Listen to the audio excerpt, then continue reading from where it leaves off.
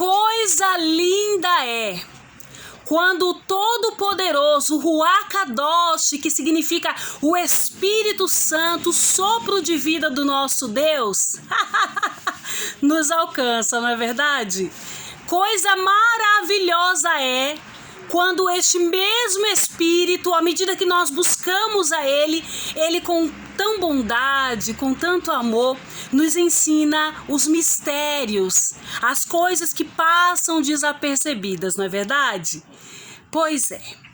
Eu confesso a vocês que eu sempre tive na minha mente de que quando Jó foi acometido daquela enfermidade na sua carne, ele estava separado, ele tinha ido para algum lugar viver aquela sina dele momentânea, digamos assim.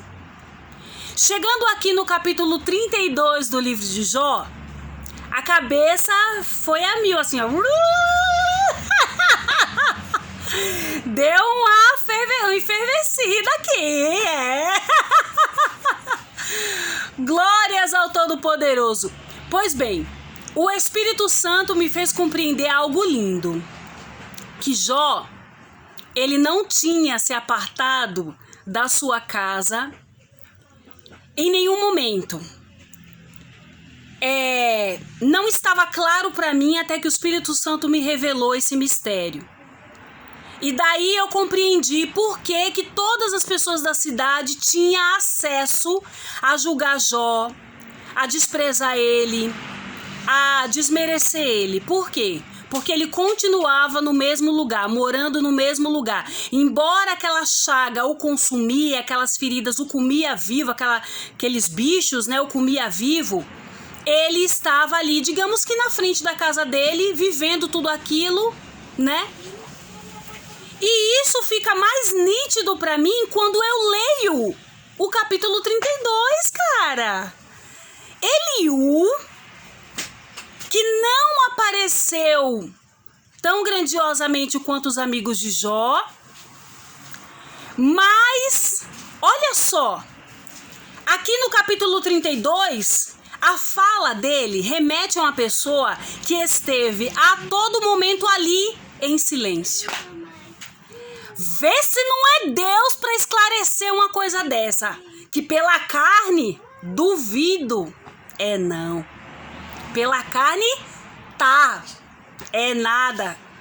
Pois bem, então, Eliú, ele não teve fala nesse período, nesse tempo, porque Eliú, ele era novo na idade, ele servia o Criador, ele respeitava Jó e por conta desse respeito, porque Jó era mais velho, os amigos de Jó eram mais velhos, ele não se via em condição de ter que dar um conselho para Jó, de ter que falar alguma coisa.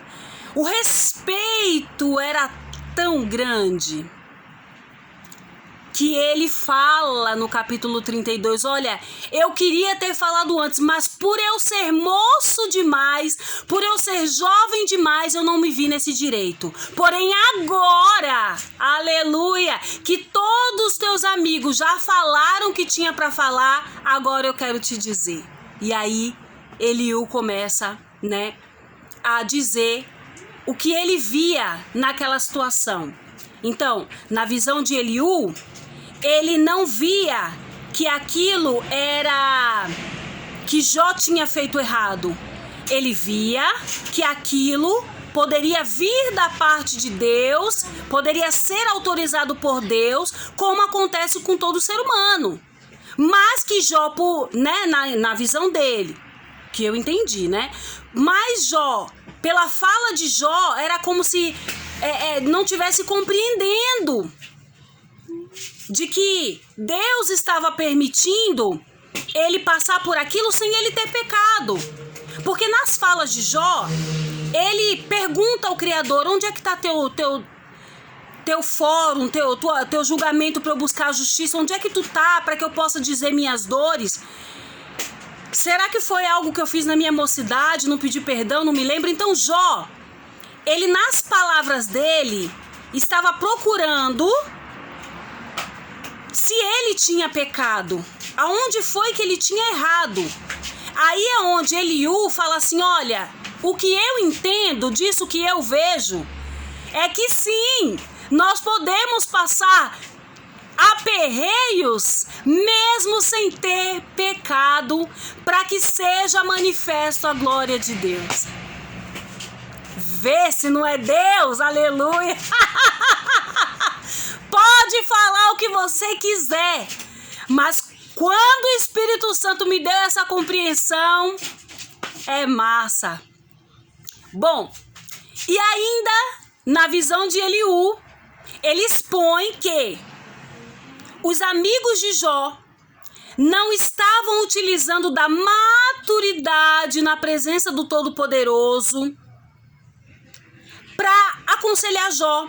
Porque na visão de Eliú, os 3 amigos de Jó estavam sim por aconselhar Jó, mas era um aconselhamento provocando, era um aconselhamento julgando, era um aconselhamento na visão humana, em tudo que eles estavam vendo. Que coisa linda, né? Você vê que quando há o Espírito Santo, quando a pessoa se põe a buscar o Espírito Santo, eu acredito muito, de verdade, depois que o Eterno me esclareceu, eu acredito demais que Eliú, esse tempo todo que ele ficou calado, ele estava